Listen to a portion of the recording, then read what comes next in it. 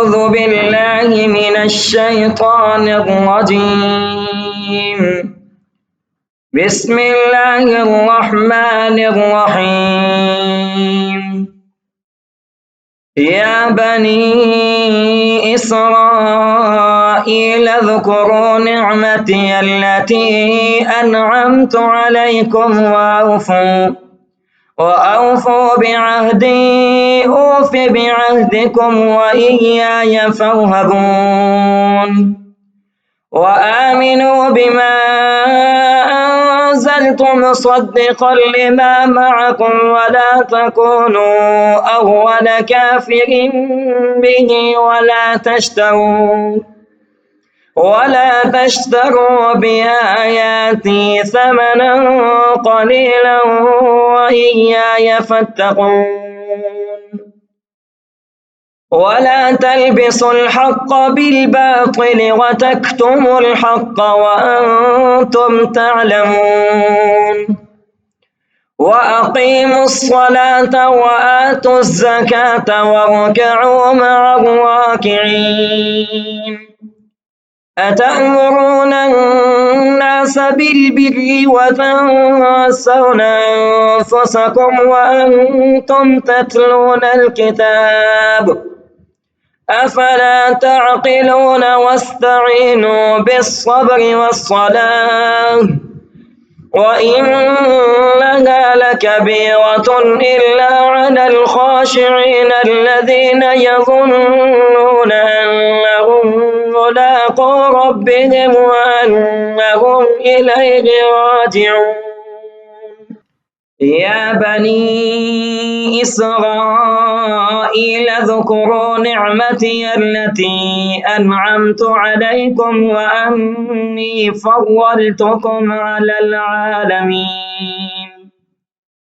واتقوا يوما لا تجزي نفس عن نفس شيئا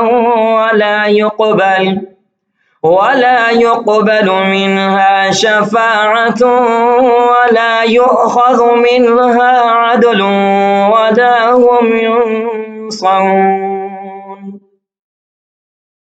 وإذ نجيناكم من آل فرعون يسومونكم سوء العذاب يذبحون أبناءكم ويستحيون نساءكم وفي ذلكم بلاء من ربكم عظيم. وإذ فرقنا بكم البحر فأنجيناكم وأغرقنا آل فرعون وأنتم تنظرون. وإذ واعدنا موسى 40 ليلة ثم اتخذتم العجل من بعده وأنتم ظالمون. ثم عفونا عنكم من بعد ذلك لعلكم تشكرون. وإذا آتينا موسى الكتاب والفرقان لعلكم تهتدون. وإذ قال موسى لقومه يا قوم إنكم ظلمتم أنفسكم باتخاذكم العجل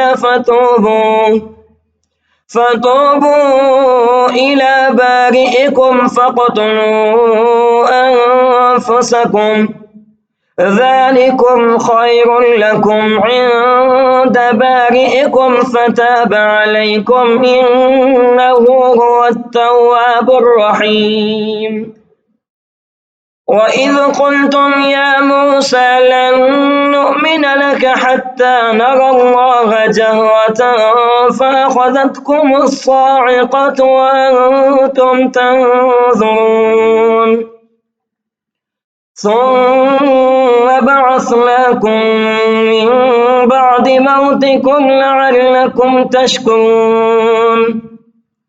وظللنا عليكم الغمام وأنزلنا عليكم المن والسلوى كلوا من طيبات ما رزقناكم وما ظلمونا ولكن كانوا أنفسهم يظلمون وإذ قلنا ادخلوا هذه القرية فكلوا منها حيث شئتم رغدا وادخلوا الباب سجدا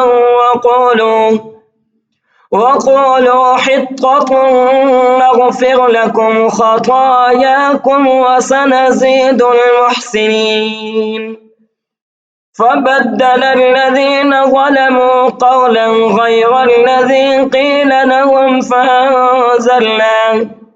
فأنزلنا على الذين ظلموا رجزا من السماء بما كانوا يفسقون صدق الله